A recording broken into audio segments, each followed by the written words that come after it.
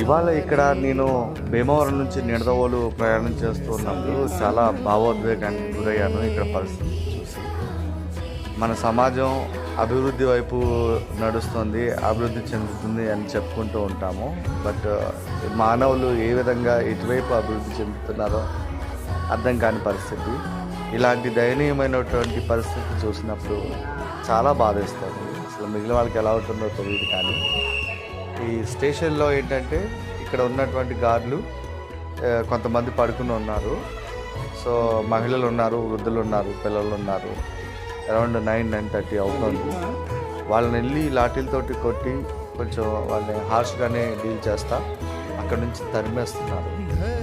ఇటు పోలీసుల బృందం అక్కడికి వచ్చి లాఠీలతో వాళ్ళపై కొట్టు గట్టిగా అరుస్తూ వృద్ధులు లేచి వణుకుతూ లేస్తాడు. ఒక మహిళ చేతులు జోడిస్తుంది. పిల్లలు ఉంటారు, సార్ వెళ్ళడానికి చోట్లేదు, వెళ్తాం కాసేపు వెళ్తాం అంటారు. కొంచెం తోపులాట్లు అవి జరుగుతూ ఉంటాయి. భయంగా ఫీల్ అవుతూ ఉంటారు, అవమానానికి గురవుతూ ఉంటారు. వాళ్ళు నేరస్తులా అంటే లేదా పరిస్థితులు వాళ్ళు అట్లా చేస్తాయా, ఇల్లు లేకపోవడం వాళ్ళకి తప్ప పేదరికం పాపమా అనిపిస్తుంది. అసలు అలాంటి వాళ్ళని చూసినప్పుడు మనం ఎక్కడున్నాము అని మనల్ని మనం ప్రశ్న చేసుకోవాల్సినటువంటి అవసరం కనిపిస్తుంది అన్నమాట. వీళ్ళని కొట్టడం వల్ల సమస్య పరిష్కారం అవుతుందా అని ఆలోచన వస్తుంది. వారికి ఆశ్రయం చూపిస్తే మంచిది కదా అని చెప్పి కూడా అనిపిస్తుంది అన్నమాట.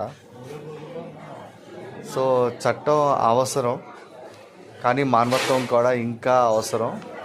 వారి మీద లాఠీ కాదు, వారికి దారి చూపే చెయ్యి అవసరం అనిపించింది.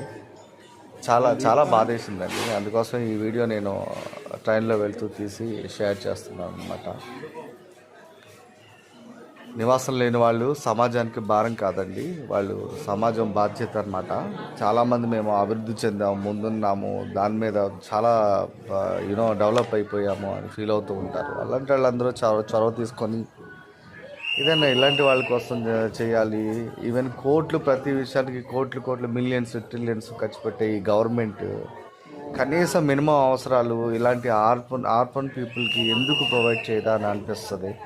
ఇలాంటి అవేర్నెస్ ప్రోగ్రామ్స్, వసతి గృహాలు లాంటివి ప్రతి టౌన్కి కూడా ఏర్పాటు చేసి ఇలాంటి వాళ్ళందరినీ ఫైండ్ అవుట్ చేసి వాళ్ళని ఎడ్యుకేట్ చేసి ప్రాపర్గా వాళ్ళకి మినిమం మన బాధ్యత కదా, మినిమం అవసరాలు వాళ్ళకి కల్పించడం అనేది. అలా అనిపించిందండి. మనసుకి చాలా బాధ వేస్తుంది అన్నమాట, కష్టంగా ఉంది. సో అందుకే ఈ వీడియో పెట్టాను. Thank you.